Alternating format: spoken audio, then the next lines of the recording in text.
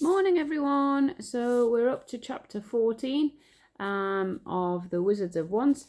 This is my new bookmark, handy new hobby during this period of non-school activity. So yes, look, squashed bunnies. Here we go. Chapter 14. Queen Sycorax is disappointed by her daughter again. Queen Sycorax watched Tsar being dragged away, bundled down into the darkness of her dungeons. "Oh, what a rude boy!" she sniffed disapprovingly. "Is it too much to expect Encanso, the great enchanter, to bring up his son with slightly better manners?" She turned to her daughter. "I do hope that if ye are ever captured by an enemy wish," said Queen Sycorax, "ye will maintain your dignity and be civilly polite, particularly if they are threatening to kill ye. It is hardly going to put them off." Wish was so confused she didn't know what to think or feel. On the one hand, she was so dreadfully frightened for Squeeze Juice. On the other, of course, her brilliant, splendid, intelligent mother wouldn't ever do anything that was wrong. Would she? Surely her mother wasn't going to allow Squeeze Juice to die. "You're not going to let any harm come to Tsar's sprite, are you, mother?" said Wish. "You're going to take them to the stone in time so he can be cured, aren't you?" "That is none of your... Oh, wrong accent. "That's none of your business," snapped Queen Sycorax. "But it's not the sprite's fault that he got witch blood on him. You saw how frightened he was, poor little thing," protested Wish. "Sprites and wizards and magic are magic, and magic is bad. So it doesn't matter if the sprite was frightened, and you shouldn't be concerned about their fate anyway," said Queen Sycorax. "Why are you sympathising with the enemy, and how dare you question my decisions? I'll do exactly what I think is right." Wish hopped guiltily and anxiously from one leg to another. Queen Sycorax's eyes had narrowed with suspicion. Why was that stupid little Wish looking so conscience-stricken and so upset? Could she be hiding something? Was there more to the hopeless daughter than it seemed at first? Actually, Wish, the guards were saying that ye captured this little rude wizard," said Queen Sycorax. "You?" Queen Sycorax always made an effort to speak reasonably kindly to her irritatingly useless daughter. Always suggested sisters, but something about the way she said the word wish always suggested dissatisfaction, as if the word reminded the Queen that she wished Wish were a completely different person than she was, which indeed she did. For Wish was such a great disappointment to Queen Sycorax. The Queen had hoped to have a daughter who was tall and golden like herself, not someone small and scruffy and weird with hair that wouldn't lie flat, and an eye patch and a limp. "So, Wish, did you?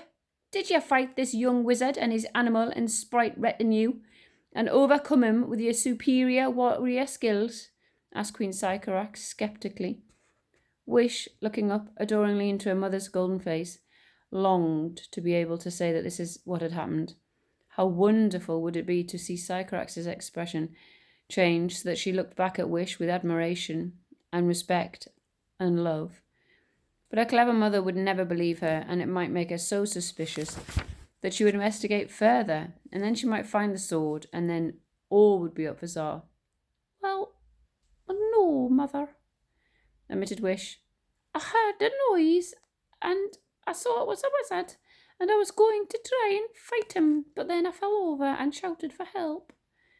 The suspicion faded from Queen Sycorax's eyes, and she now looked merely displeased. That was entirely believable. "Well, I wouldn't call that capturing the wizard, would you?" snapped Queen Sycorax. "You fell over and you shouted for help.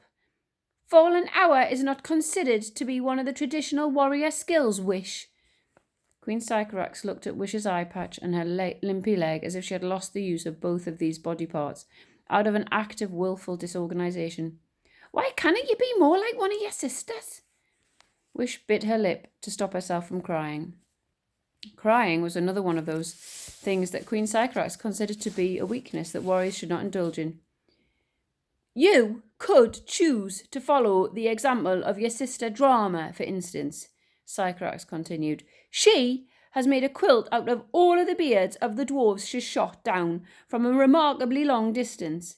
I deplore the violence, of course I do, but those sort of teenage spirits are, after all, the warrior way. When I was your age, I had already hunted down and killed my very first giant, all on me own. But you have wilfully and inexplicably decided to go in an entirely different direction.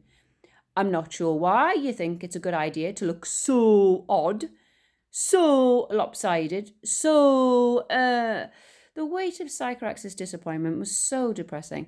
The Wish could feel herself drooping like her fingers were made of lead. Be merciful, thought Sycorax to herself as Wish wilted miserably in front of her. I suppose the child can't help looking like a weird little twig that somebody accidentally trod on. I suppose she can't help lolloping about the place like an unbalanced bunny rabbit. A queen should be gracious as well as severely and unincorruptibly just. A queen must be forgiving as well as unbendingly and swervingly firm. Sycorax controlled herself with such a strong effort. I suppose, said Queen Sycorax, gritting her teeth, you did your best. However inferior that best might be. How is your headache? Thinking of physical and mental weakness? My headache, said Wish blankly, before remembering hurriedly that she'd told her mother she was going to bed early with a headache so she could sneak out after the spoon. Oh, my headache's much better, mother, thank you, said Wish. And how are you finding learning how to be a warrior? Asked her mother. It's quite difficult, mother. Queen Sycorax sighed with exasperation. Madam Dreadlock says that your spelling is going particularly badly. Reading and writing is a sign of how superior and civilized us warriors are, you know, Wish. Yes, but the thing with the spelling is the letters won't stay still, explained Wish. They keep wandering about in my head and I forget what order they were in the first place.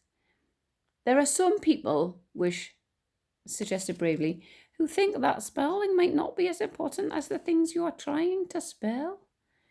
Well, those people are mad, said Queen Sycorax. You'll just have to try a bit harder, won't you? You're starting with your appearance. Wish was looking even more than usually bedraggled. Cloak on inside out and back to front, ripped clothes, twigs all over the place, hair whipped up into a frenzied knot, from where Squeeze Juice had made a nest out of it earlier. Even a substandard wizard like yourself should always be well turned out, Wish, said Queen Sycorax, sweeping away. Every hair in place, every weapon sharpened, every fingernail shining. Remember that. And just as Queen Sycorax was sailing off in a rustle of long, gracious white skirts, a certain knot that attached a little iron key to the belt she wore around her waist undid itself, like a small snake uncoiling, and the key dropped to the floor. It was a very tiny key, so as it dropped onto the stone flagstones, it made a very tiny noise that the Queen did not hear. She disappeared around the corner, not knowing she had lost it. Ding! Wish looked after her mother dejectedly. Heard the noise. She picked up the key. She opened her mouth to say, Mother, you've dropped your key. And then she shut it again. The key was small and black and cold. The hair stood up on the back of Wish's neck as she realised it was the key, not only to every room in the warrior fort, but to her mother's dungeons. How strange that Queen Sycorax should lose it at that precise particular moment. Did it drop, or did it jump? If you were a fanciful person, you might have said that it was almost as if the key was looking for Wish and wanted her to use it. But we are not fanciful people, and that would be ridiculous. And that is going to be where I leave it, because if you go back through the videos, you'll now know that we've caught up to the videos of where I started reading this for the other children who were already further on in the story. So you can start reading, listening to these now. Find the video that says starts, I think, page 255, and we're actually right up to the same point. And you can catch up again now. So have fun. See you later. Enjoy the sunshine. Bye-bye.